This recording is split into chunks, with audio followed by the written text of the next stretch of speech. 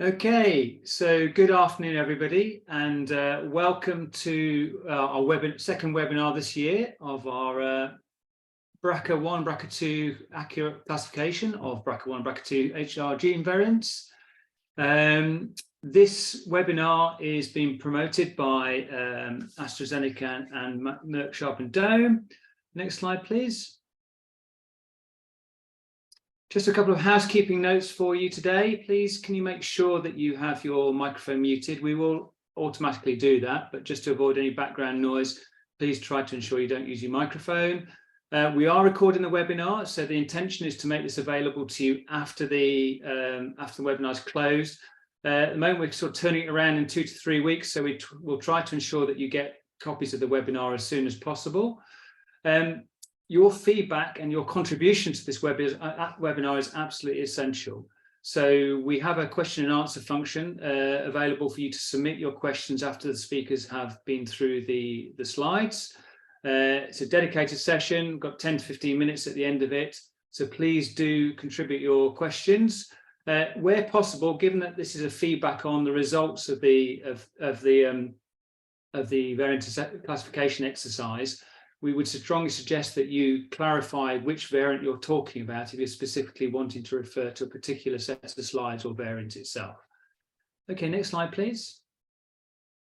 So your feedback is important to making these webinars successful. It is a contributory activity to what we do. We do listen to it, and it does help us to ensure that each webinar we provide is provided to a high quality that meets your training needs.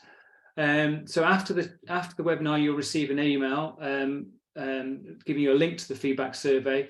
It should only take a couple of minutes to complete. Please do contribute to this feedback and fill it in. 2 minutes, as I say, is not a significant amount of time, so hopefully you can do that. Next slide, please. So we've got a really good seminar today to introduce my co-chair, shall I say, Dr. Sandy Deans, Professor Sandy Deans from GenQA. And then 3 excellent speakers, Andrew Mirani, Trudy McDevitt, and Marty Vocal. And we're going to go through the results of the first round of the variant classification that was sent out last month. So I think I'm handing over the next slide to Sandy. Oh, one more slide. Disclaimer, sorry, apologies. So this is our disclaimer.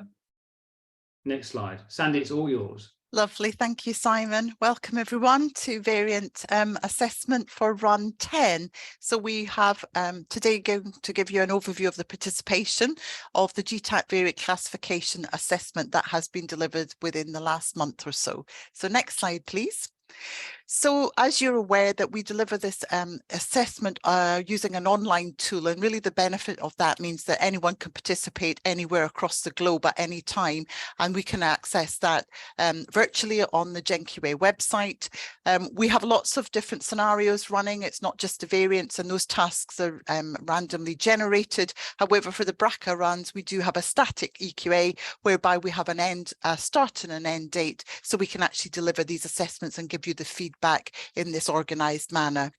I think it's a great tool that we know many individuals participate not only for demonstrate their own competence, but also laboratories and other clinic centres use it as a training review and a training tool, which is something that we're very keen to support, particularly as different guidelines are coming into use and being updated. So we know it's an evolving situation and environment, and I think it's really key that we can help each other make sure we're up to speed with everything that's happening. So next slide, please. So for run 10, this was delivered, as I say, in March this year. We had 603 participants register, but actually 463 did complete the participation modules. These were from 55 different countries. So I think that just represents the ease of use and the global reach that we can actually achieve. You can see here the breakdown of the different countries of the registrants, the United Kingdom, where the predominant number of participants were situated, but again are spread across the different continents, which is great to see. So we really would encourage you to ask your colleagues and disseminate the benefits of participating in these types of assessment modules going forward. So next slide, please. One of the benefits of running such schemes like this is we can actually get a snapshot of what is happening in the real world, in the laboratories. And one of those examples is about which classification guidelines are actually being routinely used. And through the different runs, and now we're on run 10, we've got a wealth of information there, and we can see the change of how different guidelines are applied. No surprise, we still see the majority of individuals using ACMG, the 2015 guidance being used only, alone, standalone, with no other guidelines looked at. And I think there's some nice evidence on the variant outcomes from this run, showing just the pros and cons of doing that. We then have the next majority of participants, 32%, using the ACMG 2015 guidance, the ACGS, which is the UK-based guidelines from 2020, and also applying the 2020 CANVIG guidelines. So they are very focused much on the inherited cancer and these types of genes. So it's about using the 3 different guidance that's available. And then we have a split from those that are using the ACMG and the ACGS guidance, that's 13%, and also the similar number who are using a variable other different guidance out there if they do state what that is. Next slide, please. So for run 10, as with other EQA modules, we have used multiple different gene variants, different types of gene, different types of variants, and also different predicted classifications. So really it's to try and give you that full suite and spread of different activities and modules to be able to check your own competence. And we're now going to work through each variant with our experts to give the idea of what the classifications were and what the outcomes from the different criteria applied by the participants. So just a final slide for me then, please, before we move on. Surprisingly, for the first time ever, we have had no individuals who actually classified all 6 variants correctly or as expected, as determined by the experts. So I think there's still a continuing need to continue to deliver these types of modules. You can see here that the majority of participants either correctly classified 2 or 3 variants, and I think we definitely want to build on the expertise and the recommendations of how to apply the guidance through different education elements as we go through the year. And no doubt that run 11 will hopefully start working on some of the feedback that we're going to get here today. So I'll stop giving you a summary of the outcomes and we'll get on to the proper science behind this webinar today. So I'm going to hand over to Andrew, who's one of our expert panels experts, who's going to talk through the variant 1 from run 10. So Andrew, over to you, please now. Thank you. Thank you. Next slide, please. So the first variant is a 2 base pair deletion in ATM, C.5075, 5076 del. It causes a frame shift. Next slide, please. So this variant is not present in ClinVar or LOVD. It's not in the NOMAD population database or in HGMD Pro. Next slide, please. The evidence favoring pathogenicity for this variant, working through the guidelines, you have PVS1 very strong. So this is a null variant. It's expected to cause a frame shift and is expected to undergo nonsense mediated decay. PM2 supporting, this variant is not present in the NOMAD database. And PM5 supporting. So at first glance, this seems like a bit of an unusual piece of evidence, as it is under novel missense at an amino acid residue where a different amino acid has been determined to be pathogenic.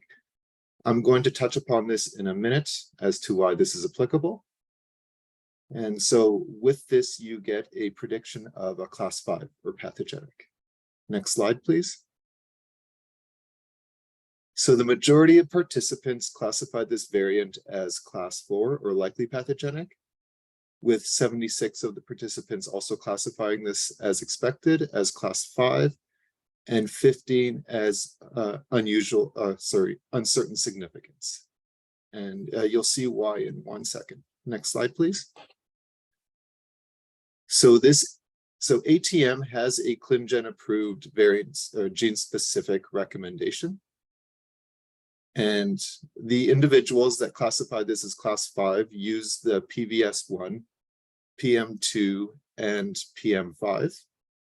The individuals that classified this as class 4 used PVS1 and PM2 supporting. And for class 3, they used either PVS1 and or PM2. And so what distinguished the individuals that classified this as class 5 versus class 4 is the use of this PM5 supporting. So using just the ACMG 2015 guidelines, this piece of evidence doesn't seem like it would make sense.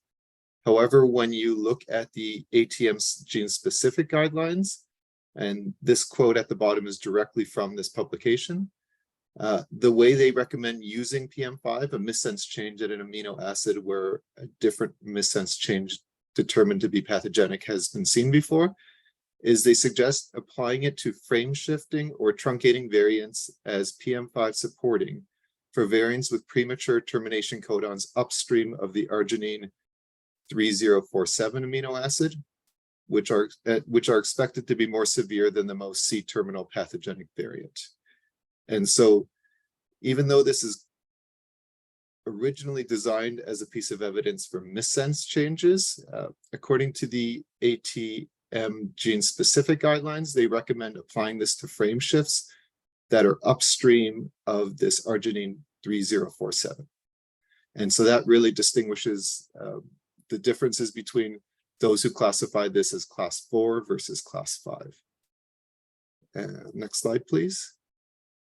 And I'll now hand it back to my colleague. Thank you, Andrew. So moving on to variant 2. So next slide, please. So variant 2 is a BRCA1 missense variant, 3835G to A, resulting in a change of alanine to threonine at codon 1279.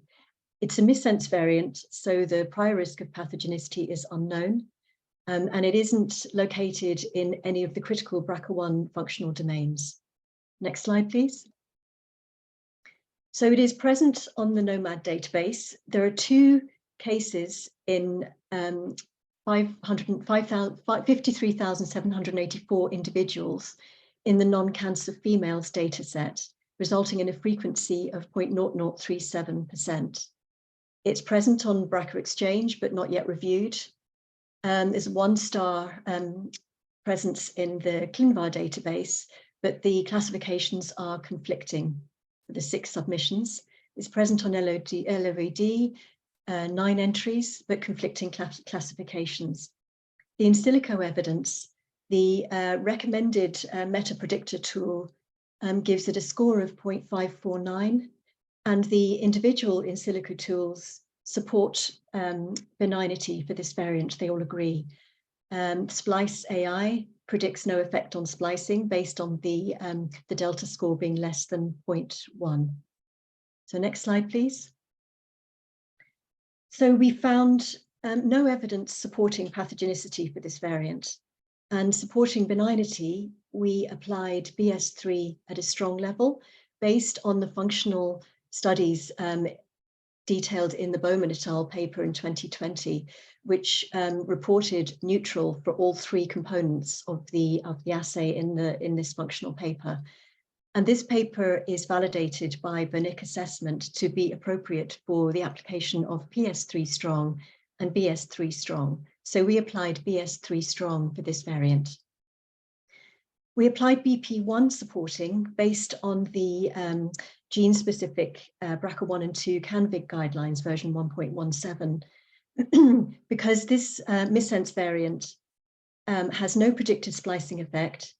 It's present in a low conserved region of the gene, and it isn't present in any of the critical domains listed here. So BP1 supporting was appropriate for this variant.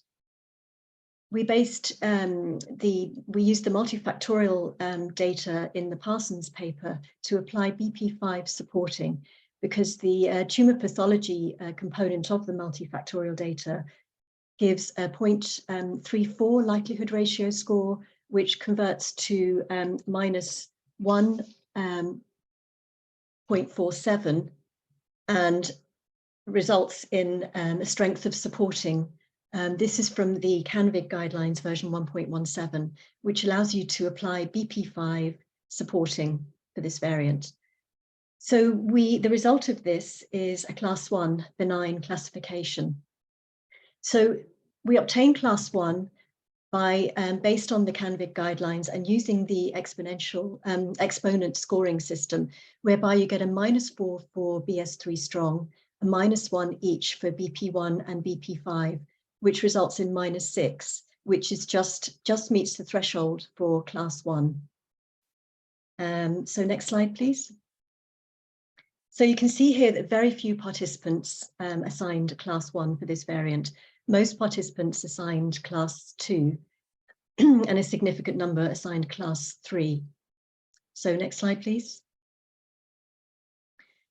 So 4.4% of participants assigned a class 1 based on codes BS3 strong, BP1 supporting, and BP6 supporting. So this is approximately what was expected. We noted that most participants using the multifactorial data used the combined likelihood ratio to apply BP6 rather than BP5. It is acceptable, although it is recommended that BP5 is used rather than BP6.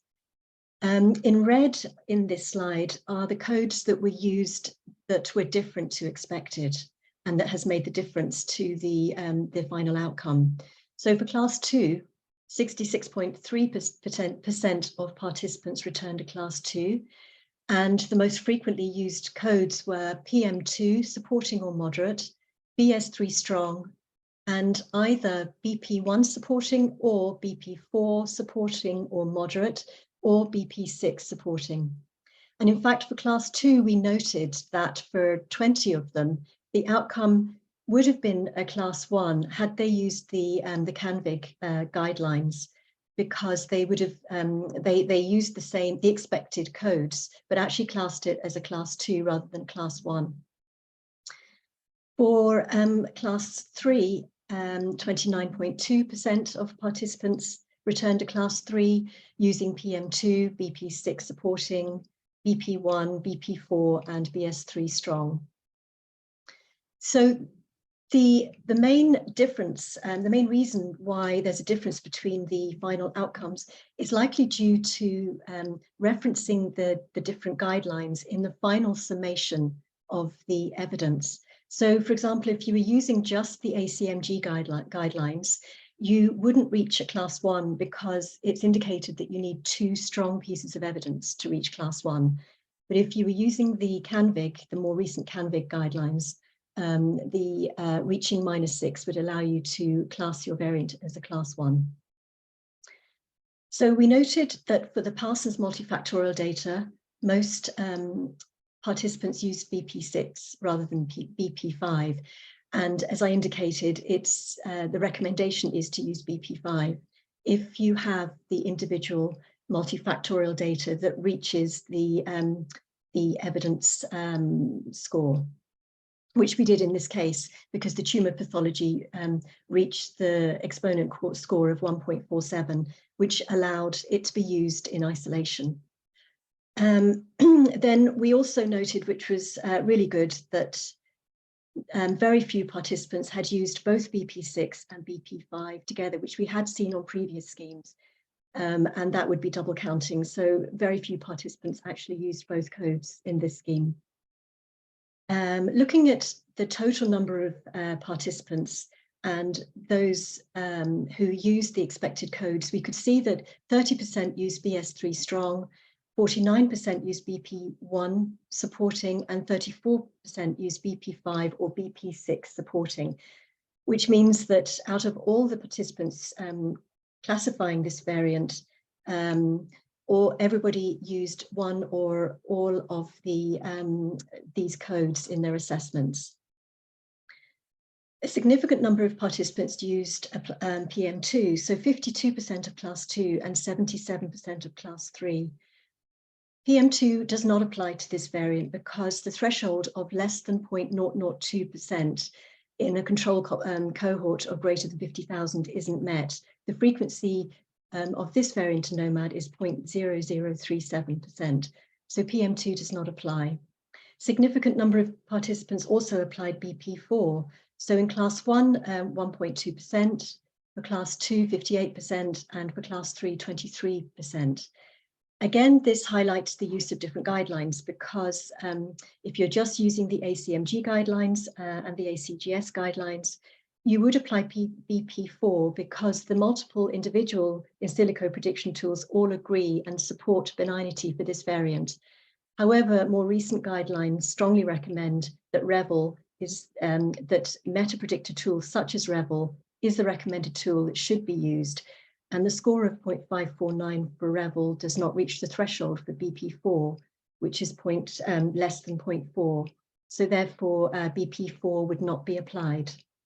Significant number of participants also use BP3, but this does not apply for this variant because BP3 is for an in-frame deletion and our variant is a missense change. So next slide, please. And handing over to Marta. Thank you, Trudy. Next slide, please. So variant 3 is also a missense variant in BRCA2. And this variant is not located in any of the known functional domains. Next slide, please. The variant is present in Nomen. There's actually 13 alleles in the non-cancer female controls. And there's also one homozygous male in Nomen, also in the non-cancer population. There are some classifications in ClinVar. It was classified as a FAS-VUS 3 times and also twice likely benign. And here you can also see the silico predictions. REVEL points in the direction of benignity, and Splice AI predicts that there's no effect on splicing. To classify this variant, we used the BRCA gene-specific guideline from CanVic. And please note that I think last month a newer version of the guideline also became available, and you can find that on the website. Next slide, please. So we could not find any evidence favoring pathogenic classification for this variant. And there are 3 pieces of evidence that support benignity. The first one is the missense prediction tools, so which you can put under BP4. So if you read the instruction in the guideline, it says that you should use meta-predictor REVEL, and if the score is below 0.4, and there's also no splice effect predicted, which is the case for this variant, you can apply BP4 supporting strands. The second piece of evidence is this homozygous male. Obviously, when someone would have 2 alleles with a BRCA2 mutation, you would have a severe phenotype from Fanconi anemia. And this homozygous male is in the controls and has at least no cancer. And when you read the instructions, you can see that for such a male, where you cannot find any further evidence of genotyping or phenotyping, you can still apply BS2 at level supporting. So that's what we did. And then the third piece of evidence is BP1. So when you read the description, you would think this is for a missense variant in a gene where primarily truncating variants are known to cause the disease, which is not the case for BRCA2. But in the guideline, in the instruction, it says that you can use this code for missense variants that are located outside the functional domains. And this variant is located outside the BRCA2 DNA binding domain, and therefore you have one piece of supporting evidence that you can use. So summing this up, you have 3 pieces of evidence supporting benignity, and that gives you class 2 likely benign. Next slide, please.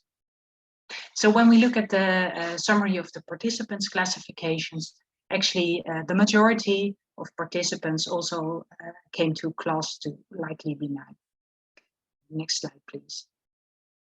So we looked into the evidence and the codes that the participants applied, and that we noted that actually quite some participants applied BS1 and even BA1. And this you can do when the allele frequency of a certain variant is higher than you would expect for the disease. But when you follow the CANFIC BRCA guideline, you come to the conclusion is that you cannot apply these codes. And I'll show you how you can do this calculation, so yeah, that you can see how to reach this conclusion.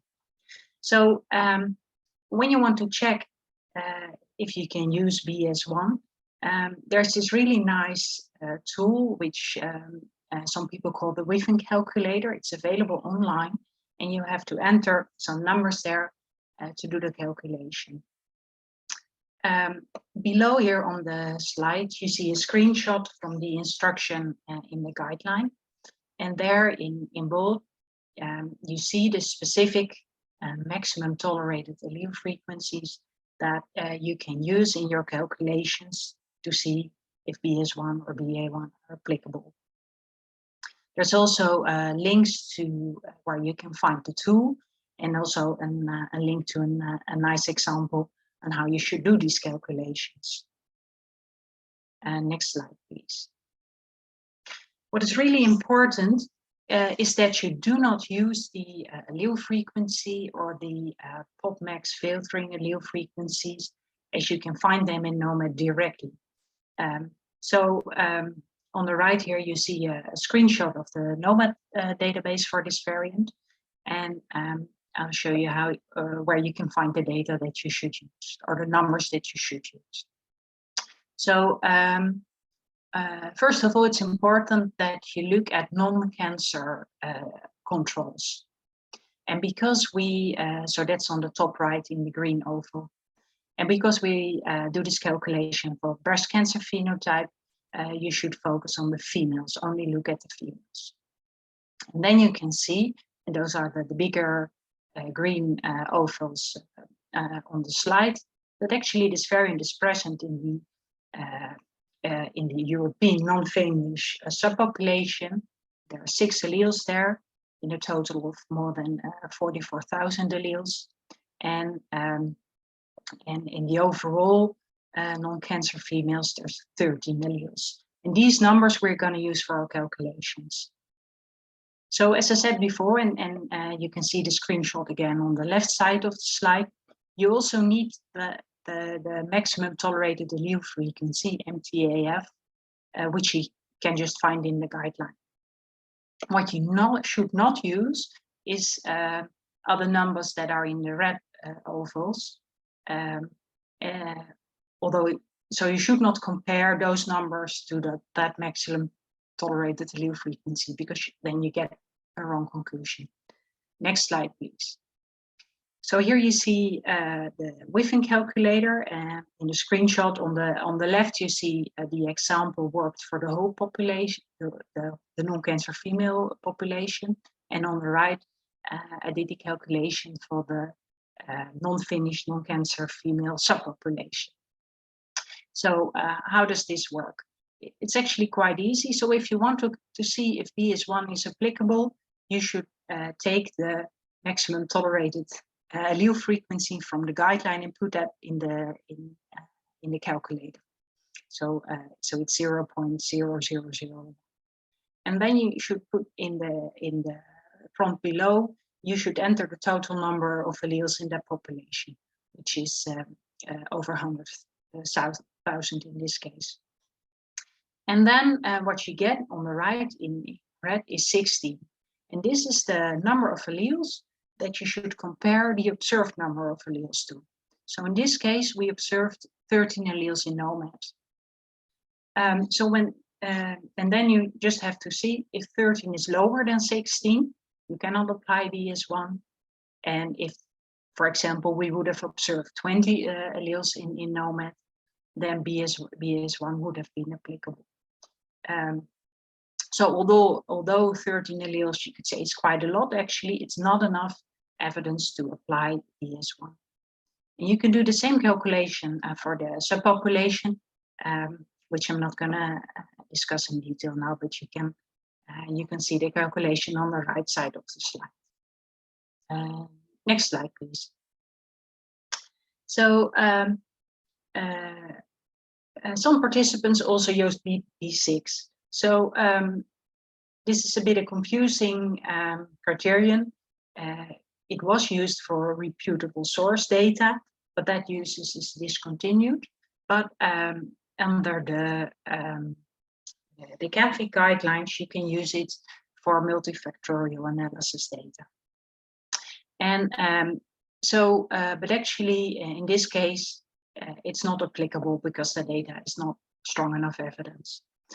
So as Trudy said, if possible, you should always apply the individual pieces of evidence. So for example, segregation, case control, but in this case, that's not possible because it's not strong enough. And you could think maybe we can still use the combined data. So how to do that? You can obviously go to the original paper, but what is very easy, if you go to the CanFAR website and enter this variant, you can find this very nice table, which is a bit in the middle on the right side of the slide, where you have the likelihood ratios for this specific variant. So the combined likelihood ratio for this variant is 0.59. And then you should compare it to the likelihood ratios from the guidelines. And here you can see that the combined likelihood ratio is actually higher than 0.48, which is the threshold for BP6 at level evidence strength supporting. So BP6 is not applicable in this case. Next slide, please. This variant is found 13 times in non-cancer females in NOMAD. Still, quite some participants used PM2. That obviously is not absent from controls, and PM2 is not applicable. And then we also noted that quite some participants used BP3, which is for in-frame deletions and insertions. And that is also not an applicable code when you follow the BRCA guideline. Next slide, please. And then I hand it over to my colleague.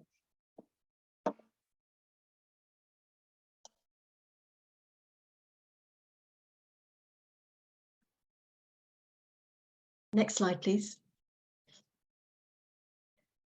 So variant 4 is a BRCA2 missense variant, 7877G to C, resulting in a change of tryptophan to serine at codon 2626. So it's a missense variant. Prior risk of pathogenicity is unknown, and it's in the BRCA2 DNA binding domain. Next slide, please. So it's absent from NOMAD. It's absent from BRCA exchange, ClinVar, and LOVD. In silico predictions, meta-predictor tool Rebel give it a score of 0.826, and the individual in silico tools predict pathogenicity for this variant, and they all agree. Splice AI predicts no effect on splicing. The next slide, please. So we found no evidence supporting benignity for this variant.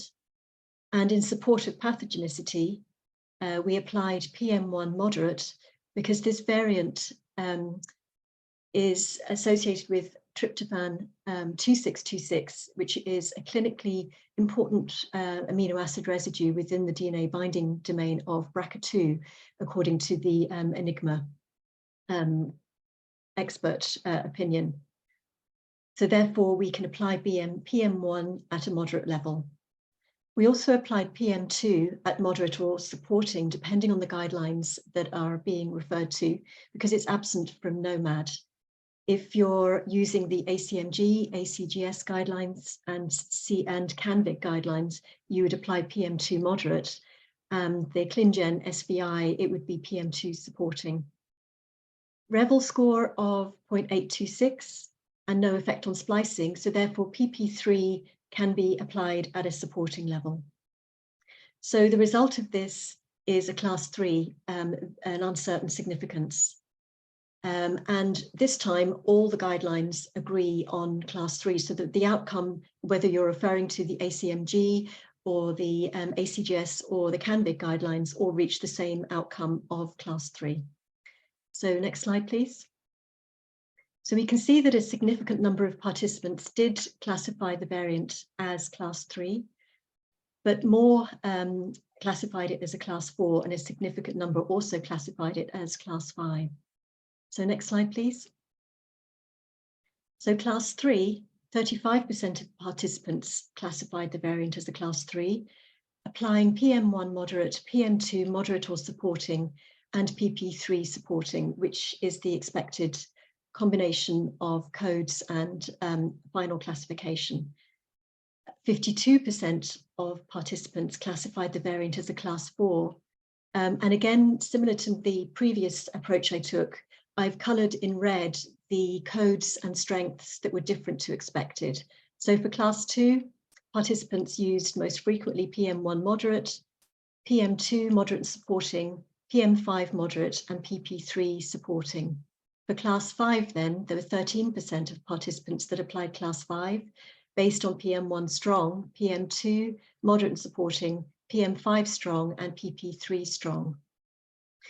So participants using the expected codes, 56% of all participants applied PM1, 89% applied PM2, and 63% applied PP3.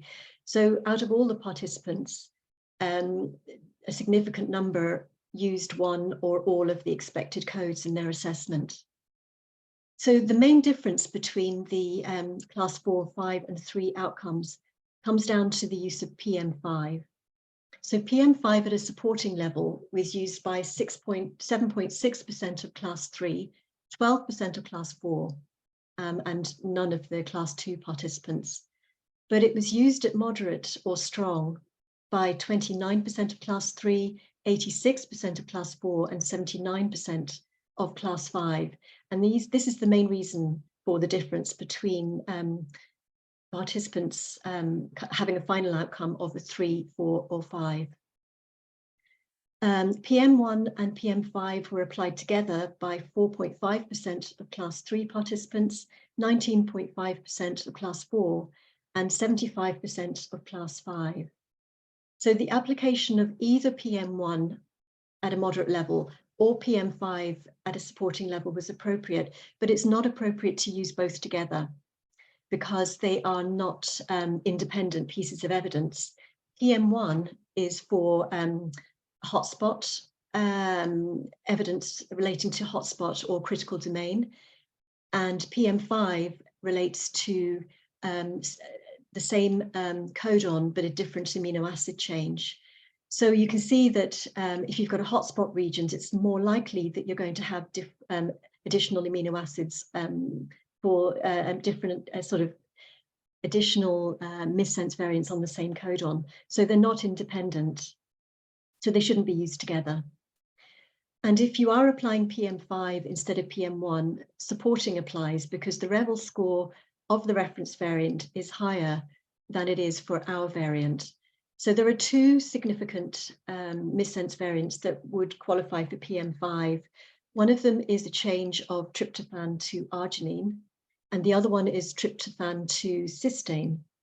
In this particular example I've shown here, the cDNA, there's actually an error in that. So that should be 7876 T to C, not 7877 G to C.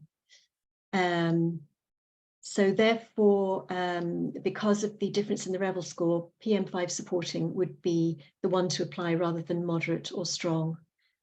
PP3, we noted, had been used at a moderate or strong level by 23% of class 4 and 67% of class 5. This is probably due to the ClinGen paper that came out last year, where there were recommendations for higher strengths for the use of PP3, but this hasn't been incorporated into guidelines, and so PP3 should still be used at a maximum strength of supporting. Next slide, please. And handing over now to Marsha again. Next slide, please. So variant 5 is a potential spy site variant in CHEK2. Next slide, please. The variant is absent from NOMAD. It's absent from ClinVar. And in the YellowVD database, you can find 2 submissions from pathogenic classified by 2 different Dutch diagnostic laboratories. The in silico predictions for this variant. We use Splice AI for this, and Splice AI predicts a donor loss. And you can also see here a screenshot from Alamut. Also there the tools predict the loss of the donor splice site, but because this I think is a very visually nice visual representation, I've put the screenshot in there, but you should use Splice AI to build your conclusions. So we use the CHEK2 gene-specific guideline for the classification of this variant. Next slide, please. So there was no evidence favoring benignity of this variant, and we could find 3 pieces of evidence supporting a pathogenic classification. So the most important one is the PVS1 criterion. This variant results in a null variant, and you can use the table from the Tayunadol paper to see how you can get there.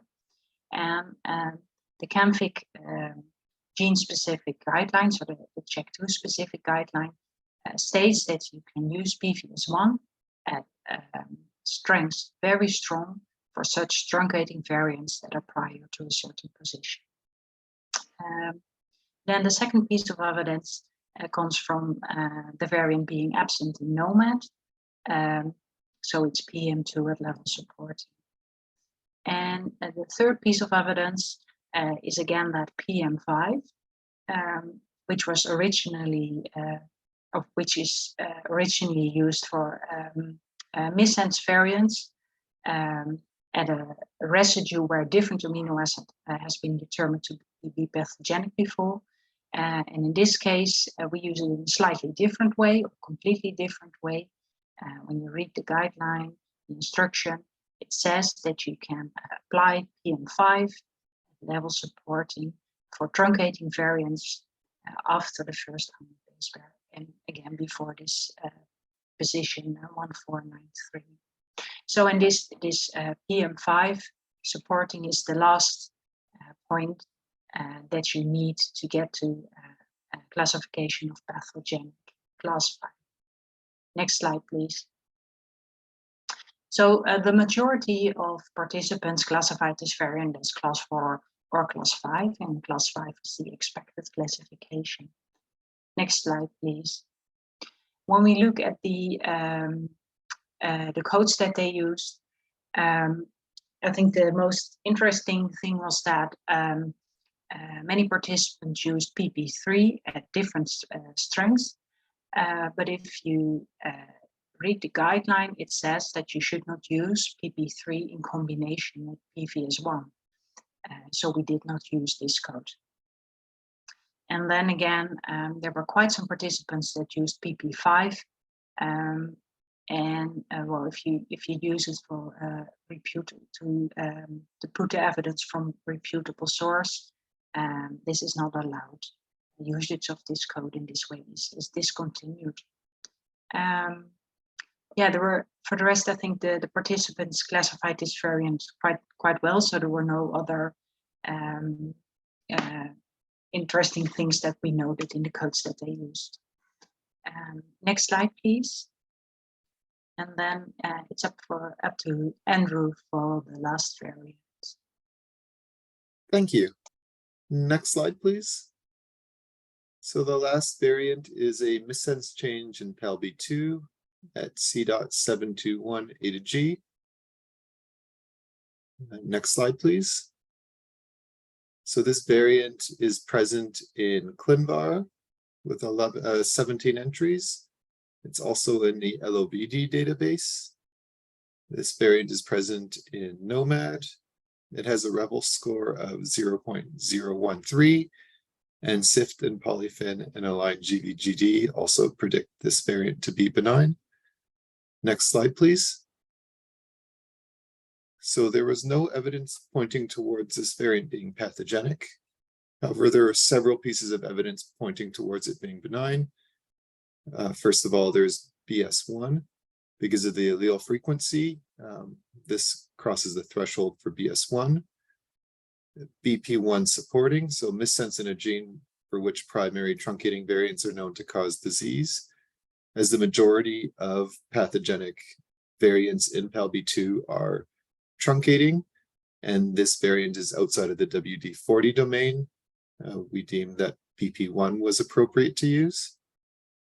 BS2, so observed in a healthy adult for recessive disorder. There are 2 homozygous cases in Nomad. And so if you had 2 pathogenic variants in the PALB2 gene, you would expect to have a severe phenotype, a subset of Fanconi anemia. So we applied BS2 at strong. BP4, all the in silico predictions pointed towards benignity, but using the Rebel score of 0.013, we applied BP4. And then the last one is BS3 supporting. So this is a well-established in vitro or in vivo functional studies. So this variant was shown not to be damaging by Brunich et al. And so this is the same author who published, who's the first author on the ACMG recommendations for using functional evidence, but this is in fact a separate publication in which they looked at PALB2 variants. And so based on this altogether, it's predicted to be class 1 or benign. And the majority of individuals did classify this variant as class 1. 94 individuals also classified this as likely benign or class 2. And only 2 individuals classified this as being of uncertain significance. Next slide, please. So the majority of individuals who classified this as class 1 used the codes as expected, the BS1, BS2, BP1, BP4, BS3. Some also used BP6. It's not clear to me whether this was necessarily because they're using the CanVig UK guidelines where it's still acceptable in some circumstances to use BP6 or not. So it wasn't entirely clear how that was used. For individuals that used or classified this variant as class 2, they most often use BS1 and BP4, with about a third of them also using BP1.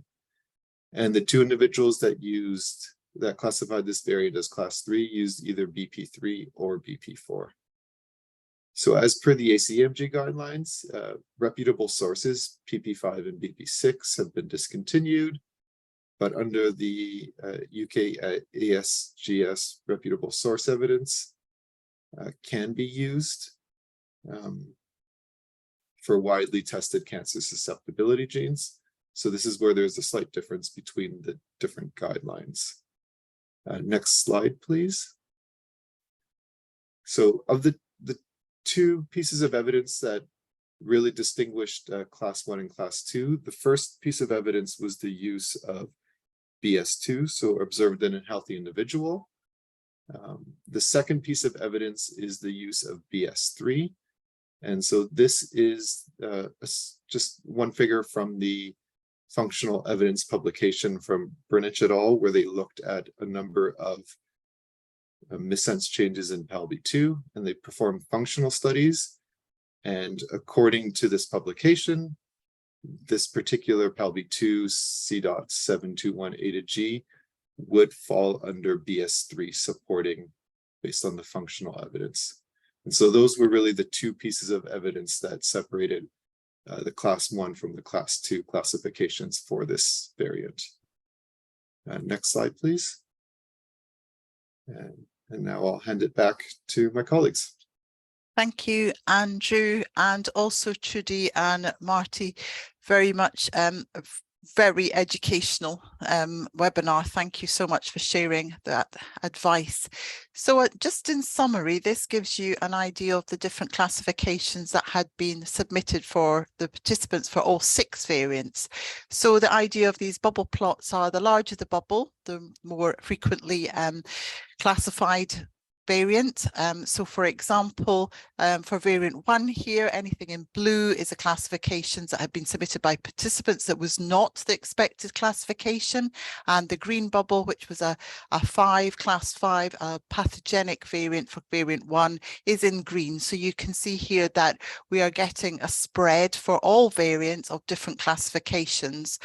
I think we all agree that if the classification varies between a likely pathogenic and pathogenic, or benign or likely benign, then really the clinical management of that case would not differ significantly. I think we get more concerned when you see a change of classification crossing the variant of uncertain significance, or actually changing into the pathogenic or benign area. So I think anything from a 3 moving upwards or a 3 moving downwards is where we get more concerned. And I think there's a couple here that we can see that happening. So perhaps we'll pick up some of those questions as we get to the Q&A. Next slide, please. So just to summarise that the EQA summary report for Run 10 is in preparation now. Obviously, this data has just been collated, so it's very much hot off the press. So that will be available by July, and you'll be notified by email when that is available to download from your website account. We'll also, we're currently planning Run 11, which will be performed in the similar way and delivered, and that will be open in October 2023, and it will be advertised as usual on both the GenQA and EMQN websites. If you haven't participated and would like to do so, or would like to pass on the information to other colleagues, then please do so, and you can get further information either from the EMQN office or the GenQA office, and there's all the contact details there. So Simon, I'm going to pass over to you then. We have some time, which is fantastic, for some live questions, which we can see coming in fast and furious from our participants. We certainly can. Andrew, you're going to have lots directed to you for variant 6. It seems to be causing a lot of interest. We'll pick that up in a second. So thank you very much indeed to you guys for dialing into this. So we really do appreciate your questions here. So keep them coming in. Please try and preface them with what variant you're talking about. It just helps me and Sandy to triage them a bit quicker. Sandy, I'm actually going to direct the first question to you because it's more of a sort of general perspective about looking at the results. So I think the results from this run are really interesting. We've got some really nice data. We've already done this year an educational webinar about guideline usage and sort of information around the way to classify different variants using those various new guidelines. We can also see, though, that this year, for this run, this is the first time where we've seen that not a single laboratory has classified all 6 variants correctly. Now, looking at the data previously, we can see it does fluctuate quite wide. You know, we've got one year where it's very high, but most years we're talking about 3 to 5% of laboratories getting all 6 results correct. Looking at the guideline usage figure, the pie chart where you split up what people are using, we're still seeing, obviously, the majority of labs using ACMG 2015 guidelines. What do you think we can do to continue to drive further adoption of newer guidelines? Because clearly that will have an impact on the ability of laboratories to classify these variants correctly.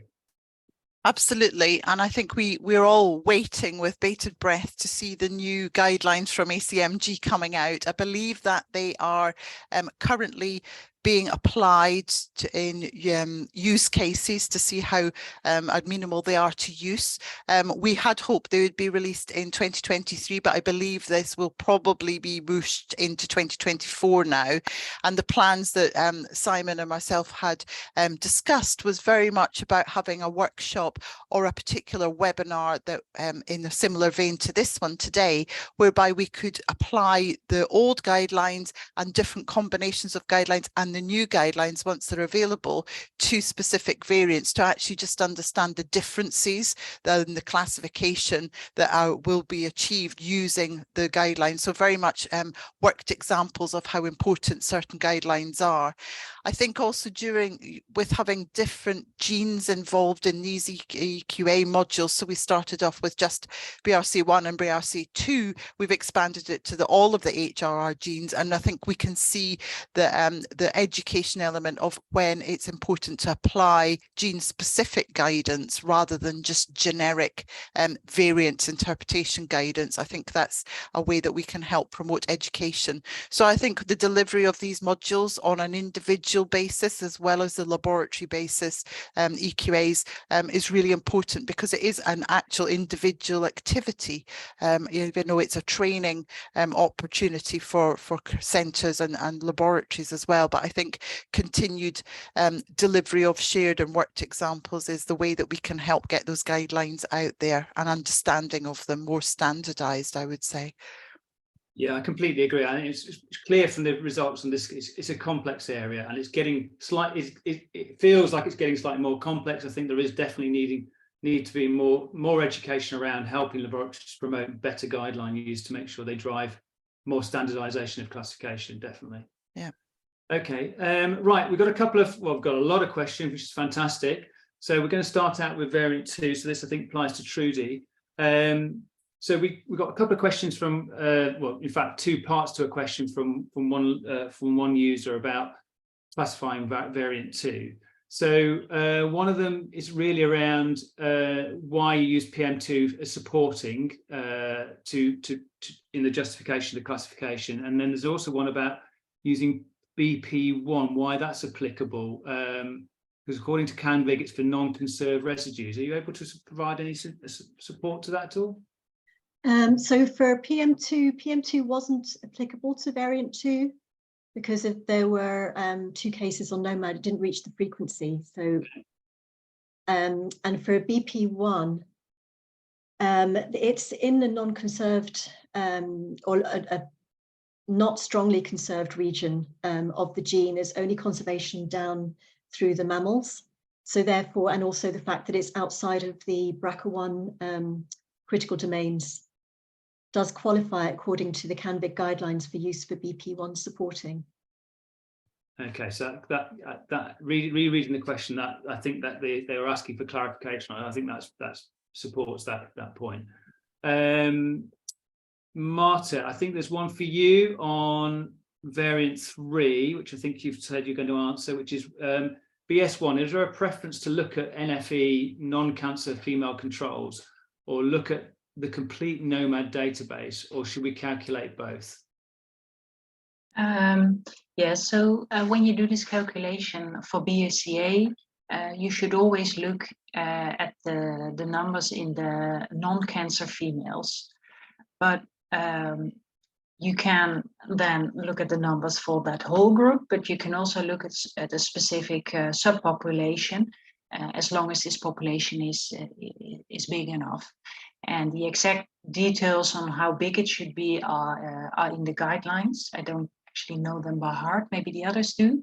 But you can, sometimes you can, yeah, you just want to check both and see if one of them, in one of those populations, the frequency or the number of alleles is high enough to reach BS1.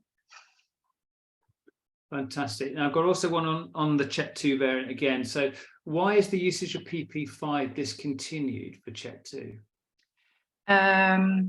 Yeah, so on the Y, I think PP5. So that's the code that you can use for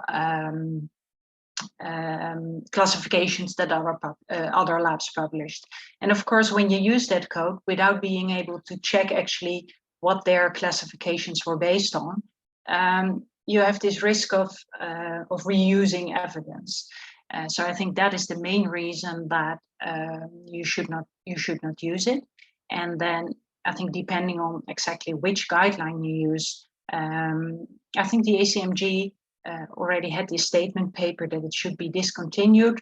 But if you use the ACMG 2015 guidelines without those, or I say later statements that are added to it, yeah, you could still use it.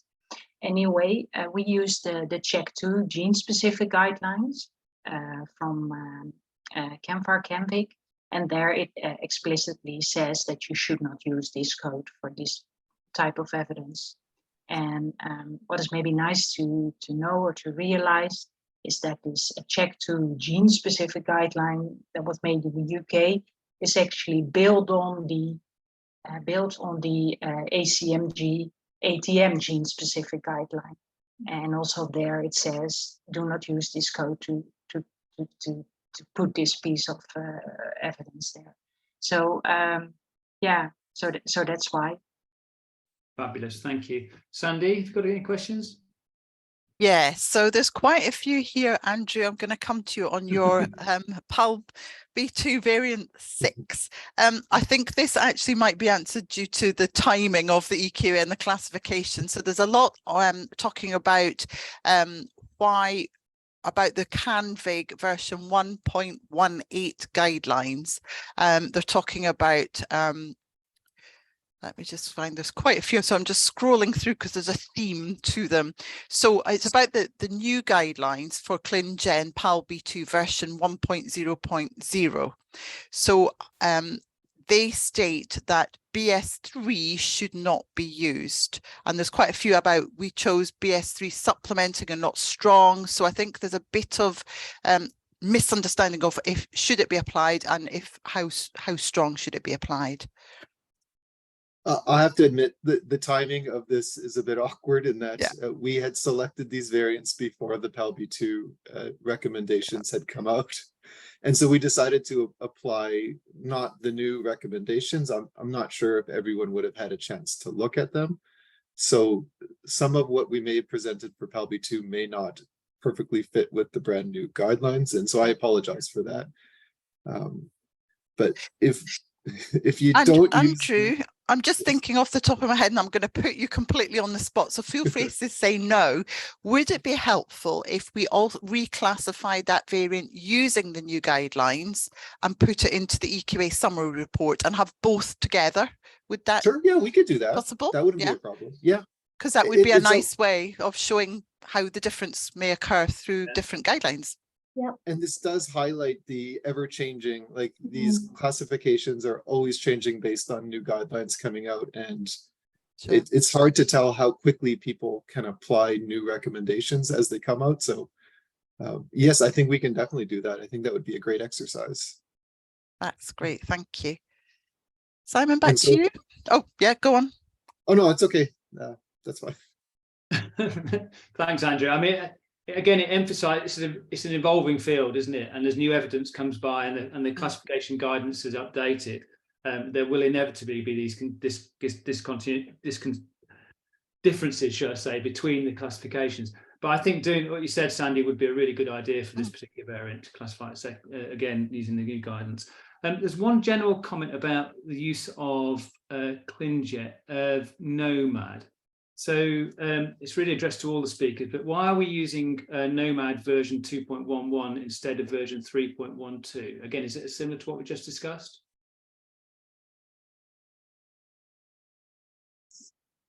So yeah, both really should be referred to when looking at the frequencies. So I presume this is pulled from the data of the tables that we've just put a specific version in here. Maybe we should just be more specific in our feedback that we've used both, essentially. Yeah. Okay. Sandy, over to you. Yeah, Marta, can I ask you a question about your CHEK2 variant? So somebody's asking, do don't you think that using PM5 and PVS1 is a double counting? Because we're very strict on you don't use the same evidence in different ways multiple times. How would you answer that one? Yeah, that's a good question.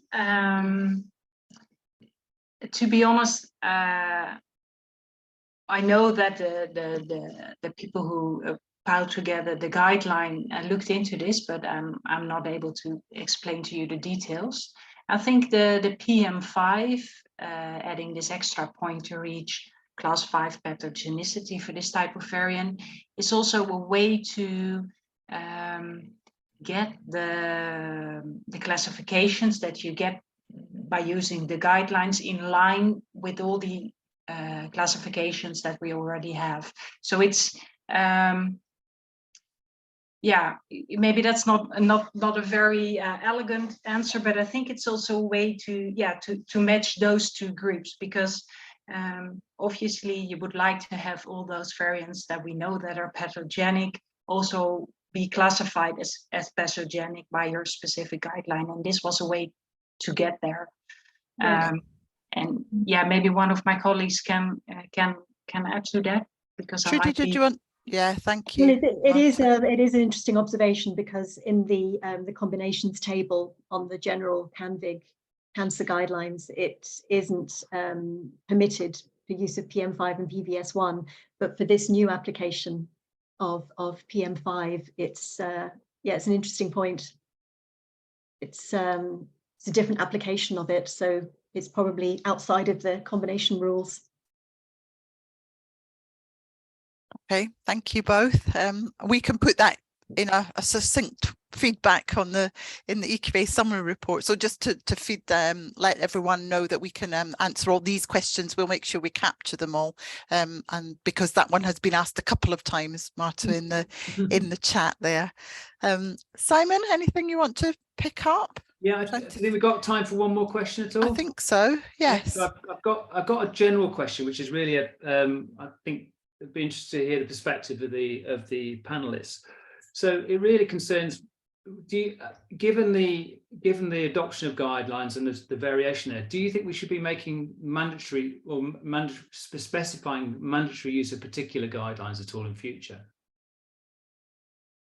I think it's moving towards strongly recommending using gene-specific guidelines, because they're so refined and tailored, and they are evolved. It is an evolution. It's not like they're standalone. They have evolved from the original ACMG guidelines, but there's a lot of work and research and refinement gone into them. So I think that would be, I don't know if mandatory is a bit strong, but very strong recommendation, because there will be more and more of them coming out.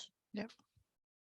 Yeah, I mean, we're still going to have that dilemma, I suppose, though, where we haven't got any gene-specific guidelines for particular genes, and where we'll have to default back to the more general guidelines. That's true. Yeah.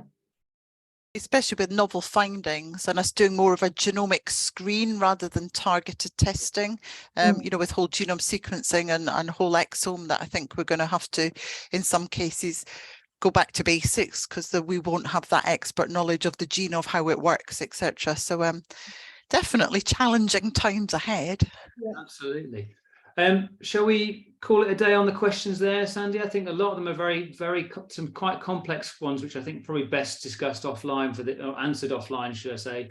Absolutely, and we can make sure we get our information correct to feed back to everyone through the summary report. That would be great. But thank you everyone for all the questions. We've got lots and they're still coming in, so we will capture them and get back to you on the expert panel views. Fantastic. Right, well, thank you guys for all you attendees for dialing in. It's been a really good webinar. Thank you. So thanks from us on your behalf, but also our speakers as well, our attendees. Thank you to Trudy, Marta and Andrew for all their contributions. It's been a really good webinar, very, very educational. And thank you to my co-host Sandy, as usual, for doing a great job of co-chairing. So we'll look forward we'll look forward to catching up with you in our next webinar. So don't forget the report, the actual results of this will be formally presented to you in a report next month sometime. And then we'll be in touch, obviously, about the next run, which takes place in the autumn, I think, if I remember rightly. That's right. Yeah. So thanks, have a good day, and we'll look forward to catching you at the next webinar. Thank you, everyone. Thank you.